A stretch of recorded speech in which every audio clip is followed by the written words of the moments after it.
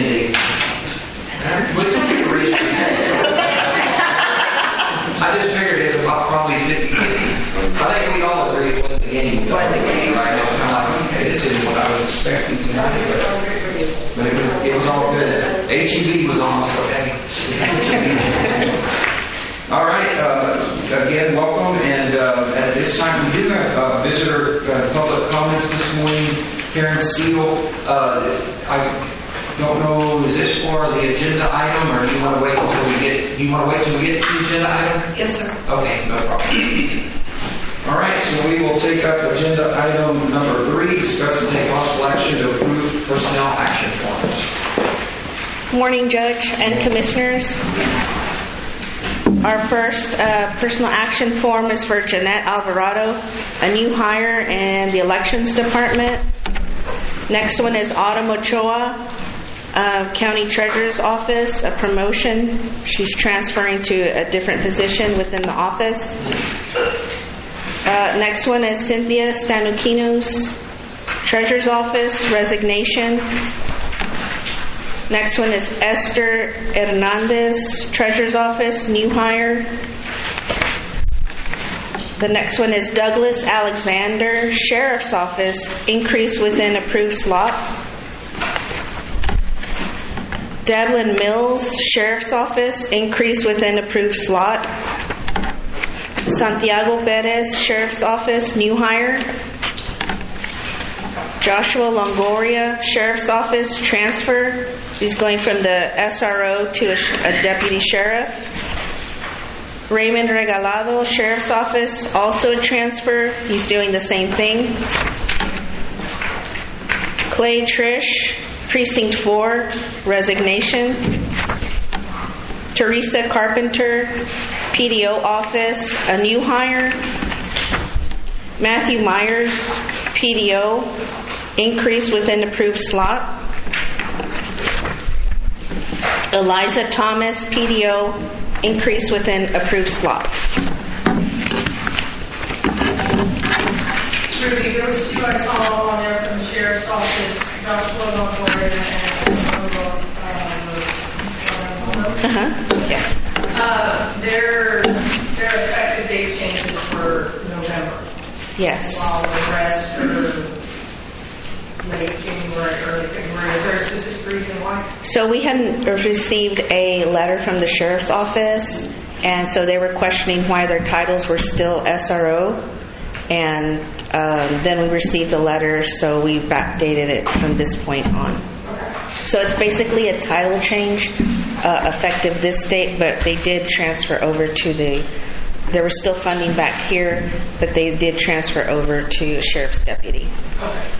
The next question on that same subject: do we have any more officers that are RSOs? SROs, we currently have 3. We have 3 left. No, we have 3 that are like 2 for Natalia and 1 for Lila. But it's left. No. None. All. Yes. I'm not going to approve the personnel action forms. Have a motion and a second to approve the personnel action forms. Any other discussion? All in favor? Aye. All opposed, same sign. Motion carries. Item number 4: discuss and take possible action to approve line item transfers. Good morning. Good morning.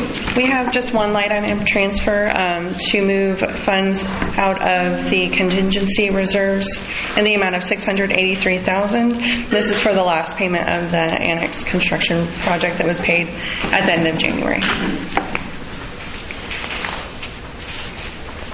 I'll move the line item transfer. Second. Have a motion and a second to approve the line item transfer. Any other discussion? All in favor? Aye. All opposed, same sign. Motion carries. Item 5: County Auditor Monthly Report. Yes. This monthly report is for the month of February 2025, beginning of that month. Page 2 shows our cash on hand at $23.9 million. This amount does not exclude any funds. We have reported tax revenue for December 2024, and we are waiting to receive January 2025. Going on to page 3, this will show a breakdown of cash at the fund level. All funds are positive except for some grants. There are several I'd like to note. Fund 131 for the PDO, it is showing a negative 498 negative. We are waiting to receive the Q1 funds from TIDC, and also as far as the county contributions, we're waiting to receive the payment from Bandera and Kennel counties for December 2024. Kerr and Gillespie payments were received for December, but they were receipted after this report was ran, so those aren't included in here. And the January 2025 invoices were sent out to the counties last week. In the last PDO board meeting, it was discussed that after the budget cycle, an increase in county contributions will be considered to offset the monthly deficit. And Fund 132 shows SB 22 money that was received at the beginning of the fiscal year. Fund 135 does show a negative 53,274, and these are expenses for the county. The county paid for the master drainage plan and is expecting reimbursement. And on page 4, for the TAN and CO payments, this will show that the payments that were made at the beginning of February, and TAN 2018 is now paid off, and the changes for and the balances for CO 2019 and 2020 are reflected. Listed at the bottom are the annual payments for from the precincts to repay TAN 2020 that will happen this month. And that concludes our report. Please let me know if you have any questions.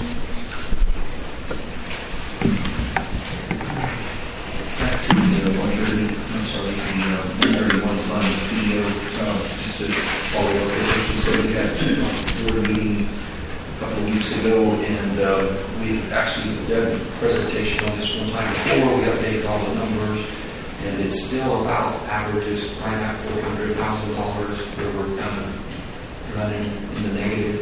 And we had put 400,000 into that already, so we have those funds from all the entities, but we're still 400, so it's really about 800,000 that we're always negative. So again, the cycle, they're all going to, the plan is to look at that and to do another infusion of the $400,000, so we will not be running negative. We'll always have a little negative there because we're also waiting on ours back. So you'll always show something negative because Medina County is 1.5, so it'll be, but it won't be showing $400,000 as negative.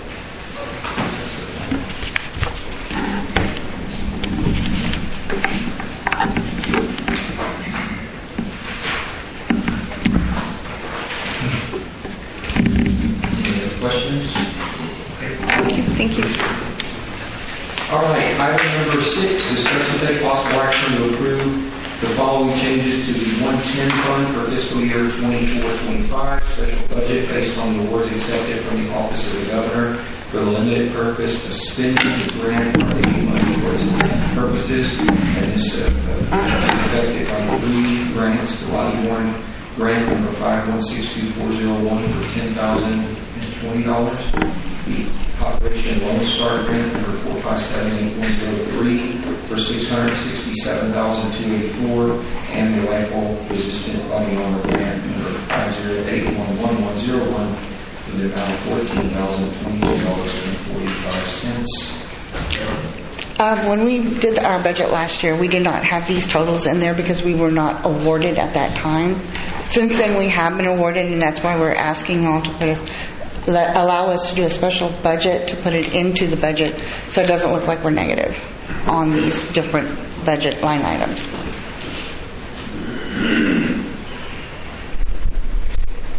I had a question in regards to the Operation Lone Star grant.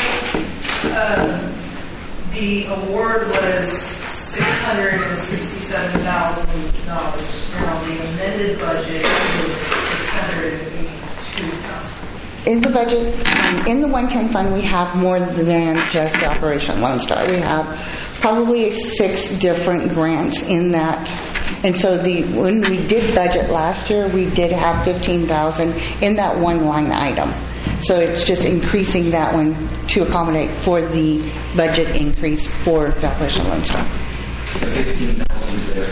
Okay. So we're actually adding that 667 into the total 680. And that was really for minor equipment.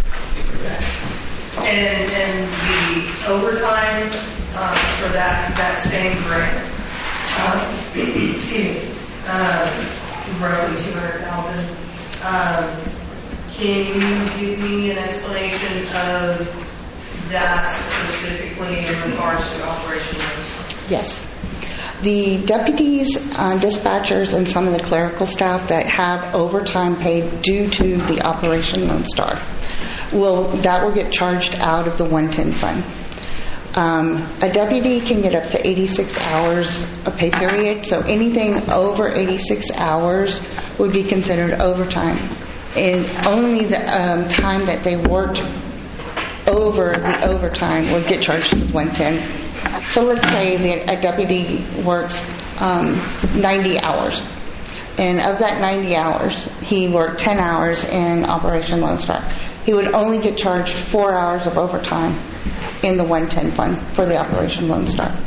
That's the deputies. And then the dispatchers, sometimes whenever we have our operations, dispatchers are called in to assist.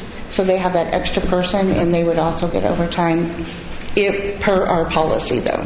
So if it's overtime by our policy, then they would receive it, which means that they would have to hit their 40 hours of comp time in order to get the overtime. And I know they always have some operations going on, but at the time when you see those, when you see all the activity and Facebook lights up because all of the other agency vehicles are in town around, which was one recently. So that was part of the LS. And so doing those, they bring extra dispatchers and stuff in to handle all the additional traffic, and then obviously bring officers in because they're working just for us. And there's a couple of officers that work a lot of OS just regularly as well. I think we've already had 3 operations this year.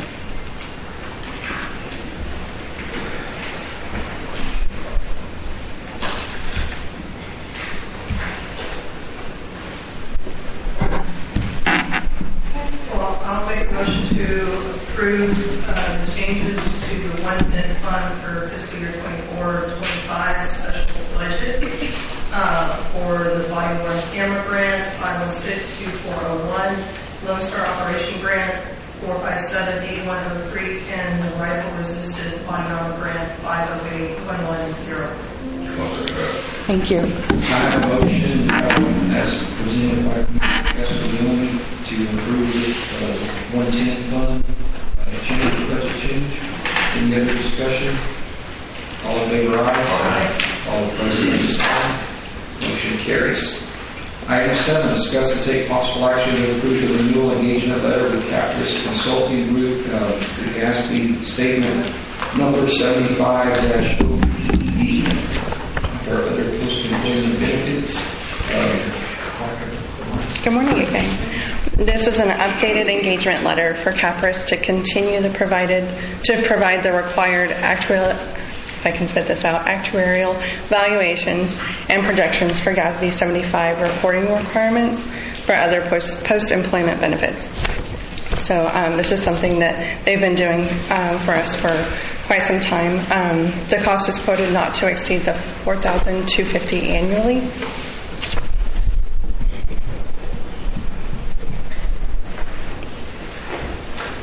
And this all done as part of the audit. It is a requirement, yes. Mm-hmm.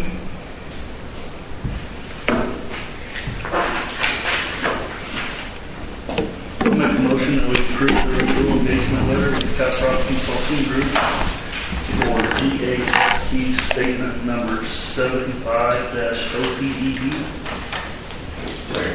Have a motion in a second as stated by Commissioner Lawler. Any other discussion? All in favor, aye. All opposed, same sign. Motion carries. Item 8, discuss and take possible action to approve accounts payable. Good morning. Okay, the total accounts payable is $780,230.58, and we have no wires this time.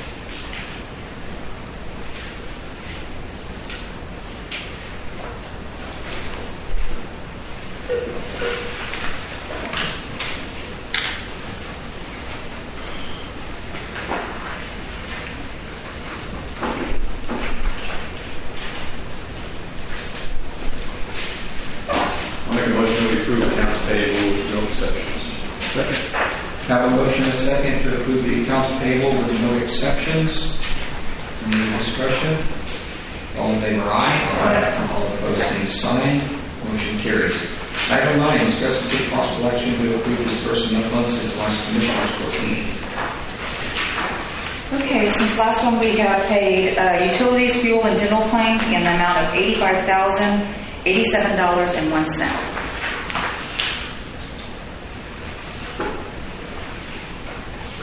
Make a motion that we approve the disbursement of funds since the last court meeting. Have a motion and a second to approve the disbursement of funds since last Commissioners Court meeting. Any other discussion? All in favor, aye. Aye. All opposed, same sign. Motion carries. Item 10, discuss and take possible action to approve the county treasurer's monthly report. All right, this monthly report is for December 2024, and the month ending balance was $16,010,518.87, with the debt ending at $22,795,000.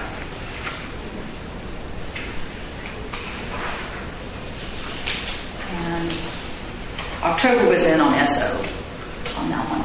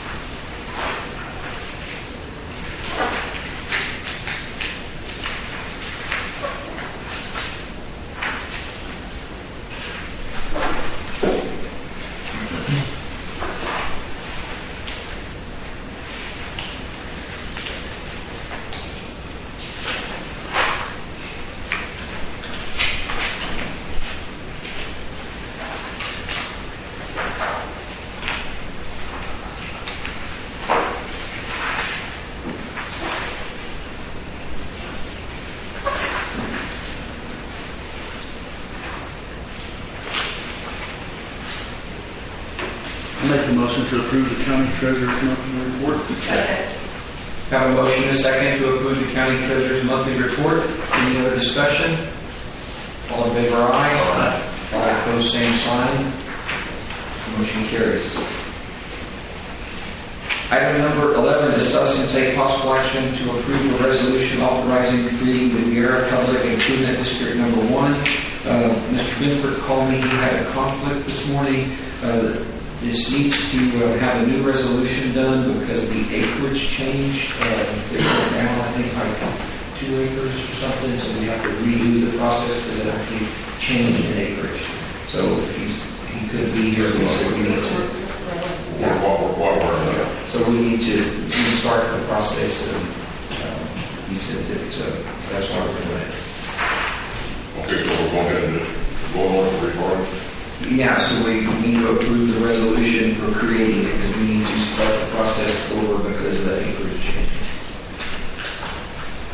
Yeah, what we did on this thing, we were needing more right-of-way coming out of the subdivision, so we went back to the developer and the engineer and came up to an agreement to widen the main thoroughfare coming in the subdivision to 120 feet to 86 feet. So actually being divided right-of-way coming in and out with 3 lanes going right and 3 lanes going left, off lane and a turn lane.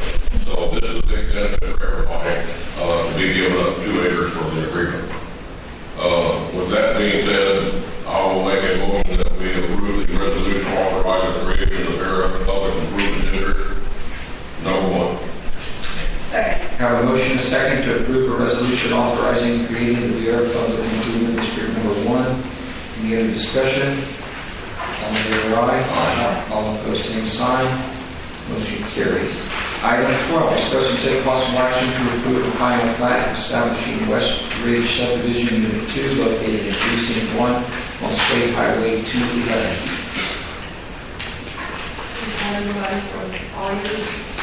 Yes. Okay, you're the one we've been waiting for. Yes. I know this is the last time. I think we got everything correct. You did? Okay, like. Beautiful. Okay, good. Then we said we're there, and just, we'll get very much subdivision. And it's right at the Medina County down the line. Okay, well, I will make a motion to approve the final plat establishing West Ridge Subdivision Unit 2 located in Precinct 1 on State Highway 211. I'll second that.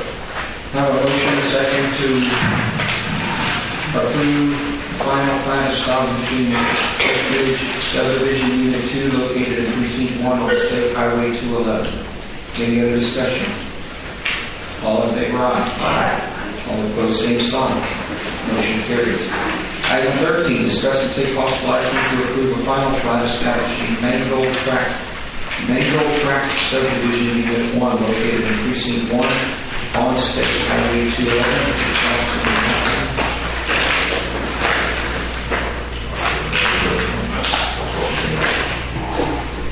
We have Cody Burrs here with Kate Dawson.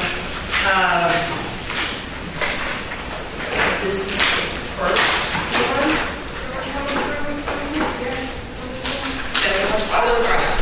This is the first one. Can you just give me how far along with you are y'all with the utilities? I know there's a lot of utility work. They are constructed. The water and sewer have been accepted by SOX. Okay. So everything's go. Okay, great. That's the only thing that I was concerned about. Alright, so I will recommend approval of the final plat establishing Mangold Tract Subdivision Unit 1 located in Precinct 1 on State Highway 211. Have a motion and a second to approve a final plat establishing Mangold Tract Subdivision Unit 1 located in Precinct 1 on State Highway 211. Any other discussion? Yes, I did talk to the builder over here, building the house, and these all going to be like $600,000 this whole project. So it's going to be quite nice subdivision. Any other discussion? All in favor, aye. All opposed, same sign. Motion carries. Item 14, discuss and take possible action to approve a final plat establishing Hunter's Ranch subdivision unit 15D located in precinct 2 on FM 1957. Good morning, Commissioners. Good morning, Judge. My name is Andrew Ortega with MTR Engineers. We're seeking final plat approval for Hunter's Ranch Unit 15D. It's 42 residential lots. The subdivision is located off County Road 381 and Precinct 2. All the infrastructure has been complete. We've met all the platting requirements from the City of San Antonio, so we're going to get final plat approval and record, start building homes. While I was walking by, other two malls, I can't remember what I wrote the other day, inspected every 1 inch by inch. I did not use the whole thing here also. And it's ready to roll. And it's just, what do you got, 1 or 2 more sections left over there? Yeah, one more. Yep. One more? Yes, sir. Yeah. And I tell you, this is what been 15-year build out and built out set.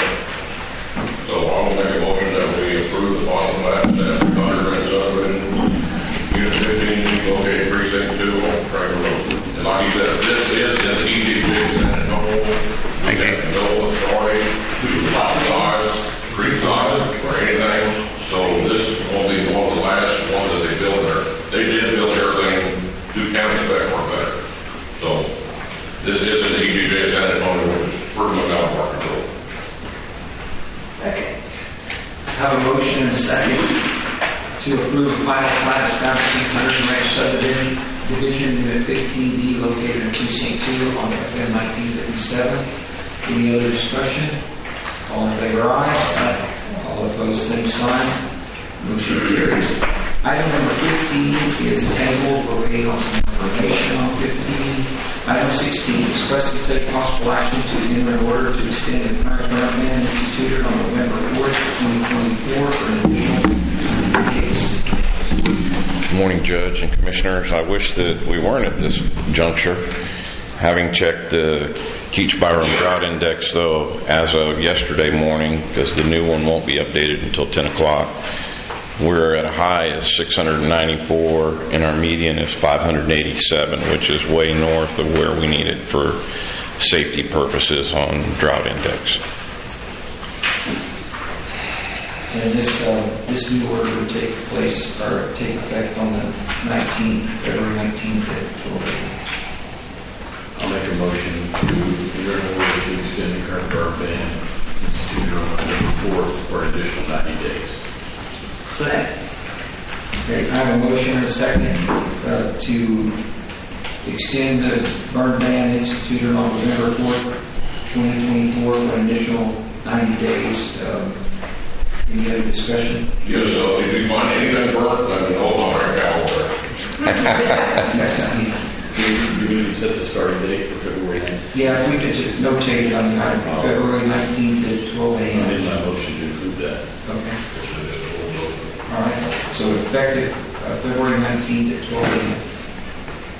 Any other? Did I have 2 seconds? I think it was already there. There was a dual. Okay. You got it. Okay. Any other discussion? All in favor, aye? Aye. Motion carries. Thank you. Item 17, discuss and take possible action to approve a consulting agreement with Protection Development Incorporated for proposed adoption of a Medina County Fire Code. So on this one, Judge and Commissioners, we've worked through the 2021 International Fire Codes. We used the Bexar County codes as kind of a baseline. Of course, there's some things that we would do a little differently, but this, it would allow us to go out and do a third-party independent review by a professional company that is also the company that did the review for Bexar County. And this has, it was $3,000 for a company. It was not to exceed, I think. I'll make a motion that we approve the consulting agreement with Protection Development Incorporated for adoption of Medina County Fire Code. I have a motion and a second to approve the consulting agreement with Protection Development Incorporated for proposed adoption of the Medina County Fire Code. Any other discussion? All in favor, aye. All opposed, same sign. Motion carries. Thank you. Item 18, a public hearing to receive public comment regarding adoption of the Medina County subdivision rules and regulations. This is a public hearing, and I'm going to open the public hearing at 9:33. And I believe, Karen, would you like to come up and leave the hearings open? And Karen Seaver, you signed up, so. Yes. Okay. I've read your subdivision rules and regulations, and living out in the county and living over by Medina Valley High School, the neighborhood has a lot of concerns about the rules. And I think y'all have considered a lot of things. Most of it, though, from the perspective of the subdivision and not from the people living there, where it might show up. One of the concerns we have is water. Many of us live on shallow wells, and many of us, and you're even telling in your it's 7.143, I think, or 7.14, in that area, it says specifically that they should give a disclaimer saying there may not be enough water. Well, if you put more people out there and say you may not have enough water, what happens to all of us on shallow wells? We've had people that have had to already go from shallow wells to Edwards Aquifer wells. We have absolutely no water in the Medina River. I mean, it's trickling now, maybe slightly better than it was this summer, but we're going into the spring and summer with not enough water. And the bad thing is that, and I'm not a geologist. I'm a lawyer, but just from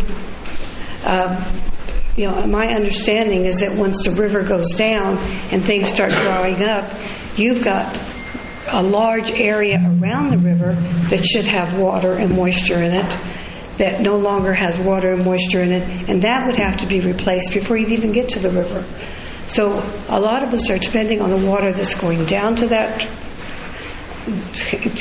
rock pile that used to be the Medina River, that for 200 years never went dry, but is now just barely trickling. We have absolutely limited water, and I think that's one of the things that has been missed in the subdivision plan. The other concern we have is that there was talk, and I talked to Mr. Sitter about it, about a subdivision going up in our area, and again, we don't have the water, and they want to put it in something called Flat Creek. We had that problem with the sewer previously. They wanted to put a sewer lift over there, and the same area by the baseball courts, by the municipal airport, and by the high school, and that wasn't something that could work. And it took us a lot of convincing to convince the city that that's not something to do, because if it does rain again, and I'm hoping it does, and if it floods again, which I'm sure it will, the whole road that goes down there is underwater. We're underwater, and we're basically in an island with water flowing on top at over 483, and water flowing down the Medina River where we can't even get out. And that's all water. And anything that's there, from sewer to whatever, trash, is going to go down through our area to the river, to what was the Medina River, and I hope will come back eventually. But there's no guarantee, and y'all have put that into your own plan, that there's no guarantee of water, and that the people that move in should be aware of that. I think the people that are already there should be considered. And that's what I don't see in the plan, and that's what I'd like to see in the plan, for not just sewer, but also water, and how they're going to get water, and what happens if we lose our shallow wells that we've had forever. That's my concern in doing an Edwards, putting in an Edwards aquifer, an Edwards well, is exceedingly expensive in that area, because although it gets shallower towards San Antonio between the land and where the aquifer is, out where we are, it's 1,300 feet. So we're concerned as a neighborhood that we're going to be without water if any kind of subdivision comes in that area. And we know that Rodney Rice land was up for sale, and that there was talk of that subdivision. But even if that one failed, someone else is going to come in and try to do the same thing. They want to put subdivisions out here now. Plus that we don't have even the kind of roadways you'd have to put in for a subdivision would be tremendously difficult to do. But our big concern, I can bring in lots of other little things that we are, not little, but other things we're concerned about. Roads, exits in case of flood, a 40-foot drop down to where the river was, which is now, and it's, you have a little barrier there that's supposed to hold back something that might hit it might hit that barrier and then prevent them from falling down to the gravel 40 feet below us. That's not safe. That is, we drilled our own well. In fact, we drilled our own well. We dug our own well. Back in 1988, we dug it. We hand dug it. We went down 44 feet before we got to rock, before we got to water, before we got to anything. So if you consider that you're going to go down that far, putting a little barrier there is going to be it's going to be into dirt. It's not going to be, and it's very soft dirt. It's not going to be into anything that can prevent somebody that hits it from going down into that area. So there's a lot of water issues, there's a lot of land issues, and I haven't heard any of them be really addressed. But the water one is number one, and y'all have addressed it in saying you need to give a warning to people that they may not have water if they have a subdivision put in. And that concerns me, and I'd really like to see that addressed. Thank you.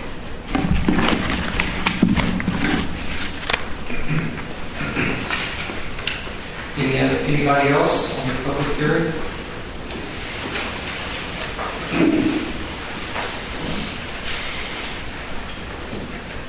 Good morning, Linda Book. I'm a citizen of Hondo, and I understand what she's talking about because we as citizens here in Hondo, when you're making the rules and I have vocal cord damage. Rules and regulations for the county subdivisions and stuff, it does affect the local residents of whatever cities you are allowing subdivisions to come into. It affects us with our traffic, with our schools, with our utilities.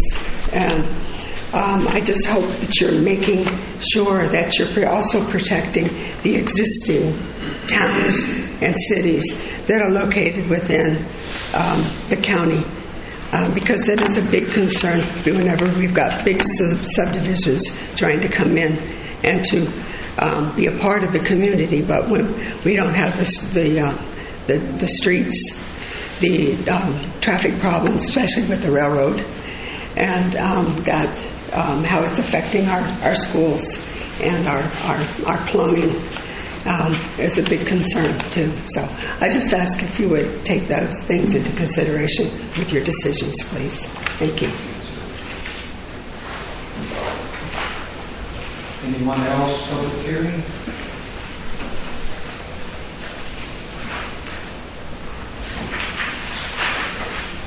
Okay. Then we will close the public hearing at 9:43.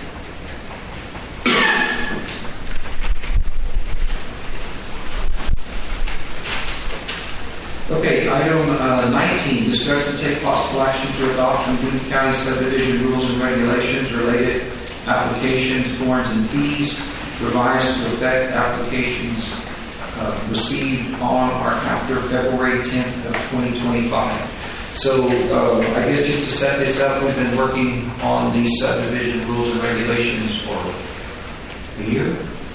about a year that we did, and had really multiple workshops, including the public on them. I think we really try hard to look at our local citizens and who's around. I think if you really around the court a lot, you see that in a lot of the things that we're doing, whether it's agreements, the last agreement we did on the data center down south, where we're trying to really watch out for the neighbor that already has been there. So I think you see this court do that all the time. I think we try our best in these subdivisions. There's things that we would like to do that we flat do not have the authority to do. Maggie's good at telling us I'm sorry, but you can't do that. There's a lot of things as a county that's unfortunate that would better serve our constituents if we had the authority to limit some things, and we flat don't. I feel like pretty much everything we have in these rules and regulations, we try our very best. We all grew up here, and we want the best we can for this county. We're just like everybody that's sitting in your seat out there, but we are limited by what those rules and regulations are. The water situation, you're right, it's a serious situation, very serious. I say this all the time, it's way bigger than Medina County. This is a huge state issue. That's why you will see so much, we're talking about billions of dollars we're setting aside this session to deal with water in Texas, and water and utilities, our electricity or whatever power, the same thing.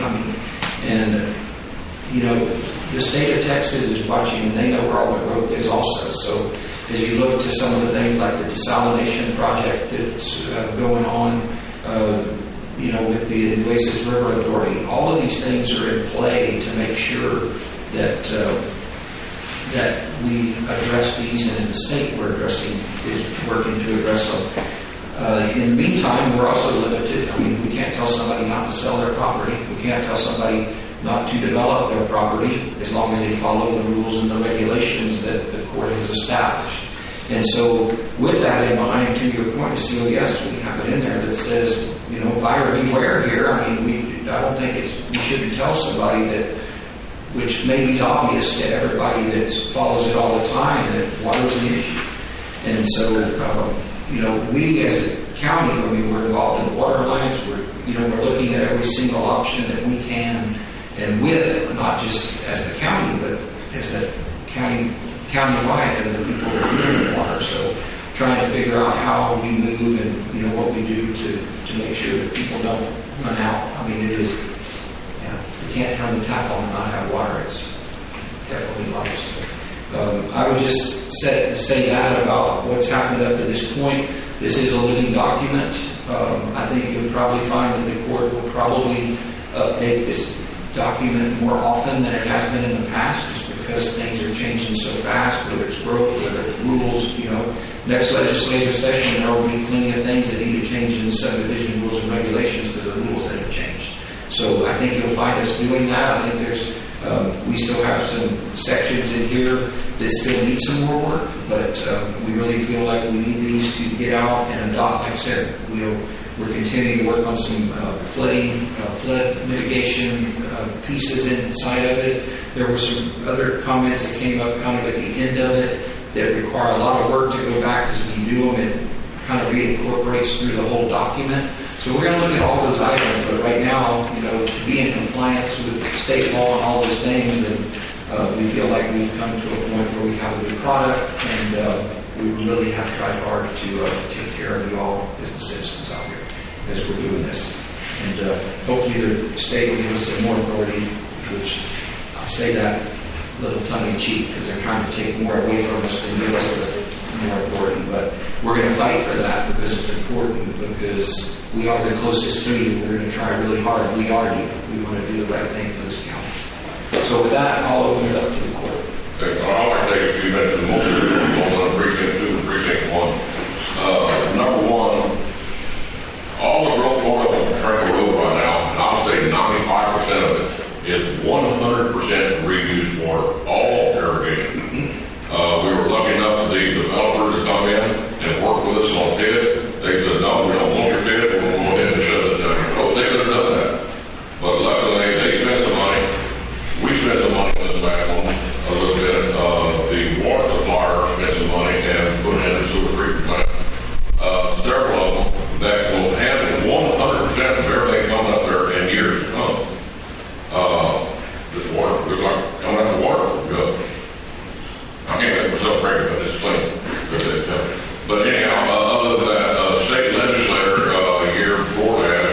It sounded like the attorneys and the engineers had a whole lot more power than the county voice.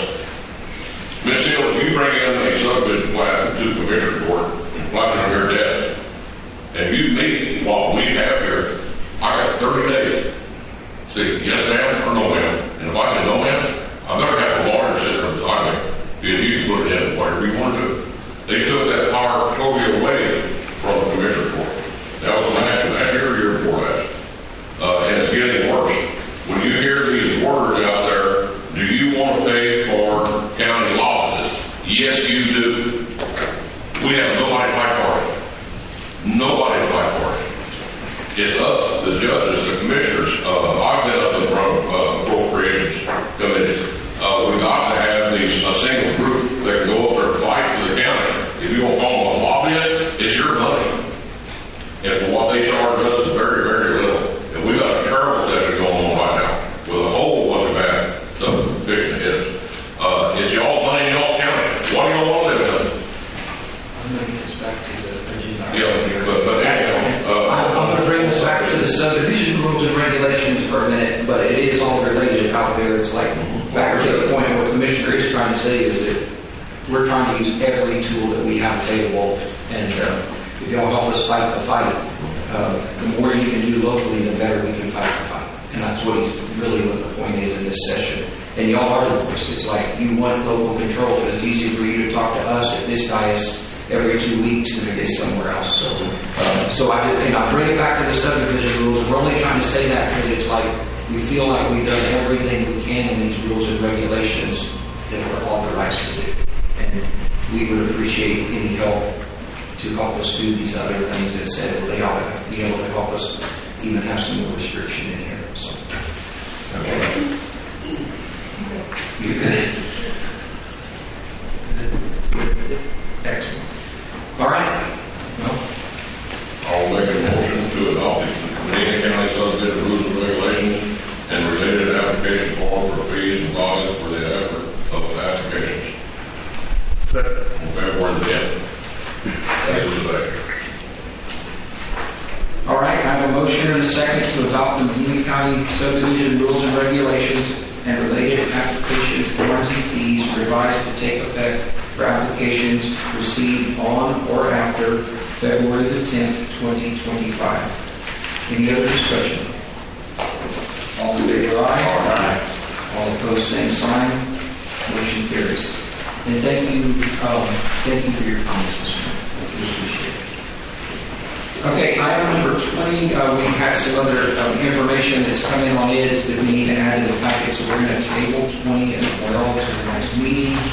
Item 21, discuss and take possible action to approve the following official bonds and oaths.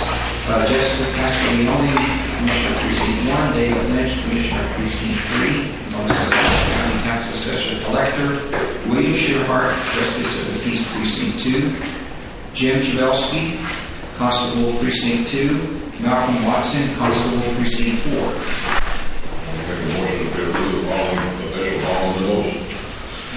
Second.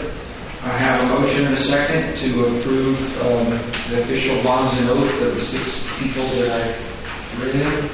Any other discussion? All in favor, aye. Aye. All opposed, same sign. Motion carries. Item 22, discuss and take possible action to approve the official bond and oath continuation certificate for Mark Hayden, Criminal District Attorney. I'll make a motion to approve the bond and oath for constitutional continuation of the certificate for Mark Hayden. Have a motion and a second to approve the official bond and oath continuation certificate for Mark Hayden, Criminal District Attorney. Any other discussion? All in favor, aye. Aye. All opposed, same sign. Motion carries. Item 23, discuss and take possible action to approve the official bond and oath rider for the following elected officials: Randy Brown, Sheriff, bond number 1373745, and Robert Shearhart, Constable Precinct 1, bond 63819593. I'll make a motion to approve the official bond and oath rider for Randy Brown and Robert Shearhart. Second. Okay, I have a motion and a second to approve the official bond and oath rider for Randy Brown and Robert Shearhart. Any other discussion? All in favor, aye. All opposed, same sign. Motion carries. Vote right. That's something the sheriff and commission have. Sounds like something that they probably. All right. Item 24, discuss and take possible action to declare items from the following departments as surplus or salvage and authorize disposal. This is for the adult probation for salvage, a 14 Toshiba digital business phone model BP5022SD. Pre-trial, 7. They salvage also 7 Toshiba digital business phone model BP5022SD. Juvenile probation, 8 Toshiba digital phone model BP5022-SD. And then a transfer, precinct 2, a transfer of Peterbilt tractor and trailer to precinct 4. Yes. And just No tractor, just trailer. That's my fault. Okay. Make sure the trailer. Okay, so we need to strike the trailer. Yes. Oh, it's just the trailer. Just the trailer. Okay, so it's not a Peterbilt anything. No. It is a trailer. Okay, is this the belly gun? The belly gun? I knew I saw a picture.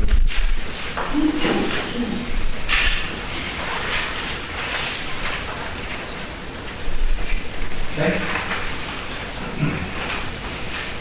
I will make a motion to declare the items as surplus, salvage, and transfer. The adult probation for the Toshiba phones, pre-trial salvage for the Toshiba business phones, probation salvage for digital phones, and the transfer from precinct 2 to precinct 4 for the belly up. I have a motion and a second, as stated by Commissioner Castellini. Any other discussion? All in favor, aye. Aye. All opposed, same sign. Motion carries. Item number 25, discuss and take possible action to accept the newly assigned private road 4705 located in precinct 4 into the official mapping system. This property owner has added a fourth and final residence to their property, and I went and inspected the roads, everything's good, so I make the motion that we accept the newly assigned private road 4705 located in precinct 4. It should actually be private road 7750. Oh, yes, it is. 7750, private road number? Yeah, you probably need to do that. Yeah, we take it out. Yeah, well, Jennifer, he says it would be 7750. Private road. Okay, we will go ahead and table that item then and bring it back after we correct it. Okay. So that was good? Yes, Okay. yes. Okay. Quick announcements. Precinct 1, right now we're on a roller coaster ride of temperature swings, so it's really hard to plan road reclamation and seal coat operations until we probably get into March after spring break, when the temperatures are consistently better. So we've been doing some patching on some of the county roads. We've been doing a lot of shredding. And picking up brush and debris. We still have trees that are dying because of the current drought situation. We have been working on prepping the road, several roads for future seal coat and flock seal up in the Bear Spring subdivision off of FN1283. There are 3 really main roads in that subdivision. If you leave FN1283 and go to the back of the subdivision, it is almost 7.5 miles for these 3 roads. So we're working on edge level up. There's a lot of broken edges, and one 6/10 of a mile section that we're going to come in and do some significant level up on the road because it does have a lot of pothole patches in preparation for seal coat and flock seal coming up when it gets a little bit warm. I would also like to tell everybody Start taking your vitamin C. There's been a lot of flu symptoms, cold symptoms, you know what. It has affected, I know Larry's precinct is currently affecting mine right now. So get some sleep, drink lots of water, stay healthy, take vitamins. This is brought to you by the Health Unit. I'm sure she'll be very proud of you. I was saying that. Yeah, there's a lot of going around. Thank you. Well, we're doing a lot of edging right now. We're cutting edges, cutting down edges, reworking shoulders, and the phone calls have been really coming off the wall for cleaning up the road a little bit. It looks nice. It really looks nice. It opens it up. We are going to go back in. We got about 8 miles of double seal to go down. And hopefully as soon as we get our crews back from being sick, we'll get on that immediately. But right now, everything's going good. Pretty good.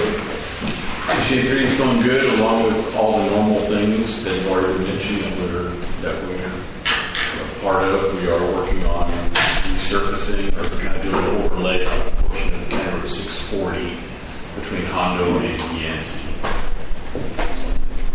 Precinct 4, we are working on County Road 7718, which is about 1.5 miles long dead-end road that is completely sand. So we had a bunch of material that the state donated to us. So we are hauling the material in, lighting the road, laying that down. So hopefully we can have a little bit better road. This summer, hopefully we'll just put a little blacktop on it. I think the only other thing I have, and just it kind of ties into this morning with subdivision rules and regulations, for over 1.5 years, we've kind of been doing pre-work and trying to work on thoroughfare planning, because I know that was brought up in SEAL specifically about our roads and all those things. So it's another one of those projects that is of very high importance to us as a county. I mean, we know that we've got to have this planning and stuff out there. So I think we're getting very close now to, much like the subdivision rules and regs, we're getting ready to bring that out soon to the public and have comments on it and start taking a look at it. So I think we'll find that, once again, there's a lot of work that we're working on out there that very soon I think we'll be in a position to share that with everybody and let everybody weigh in on what we're working on. So, with that, I think, I know we have, I'm sure everybody, I know next week we have conference. So is everybody going to conference? I see yeses. Conference? Yeah. Okay, so we'll be at conference next week, commissioners and judges conference. So we're going to go learn some more. So, all right. How about motion to adjourn? All in favor, aye. All opposed, same sign. Motion carries. Thank you.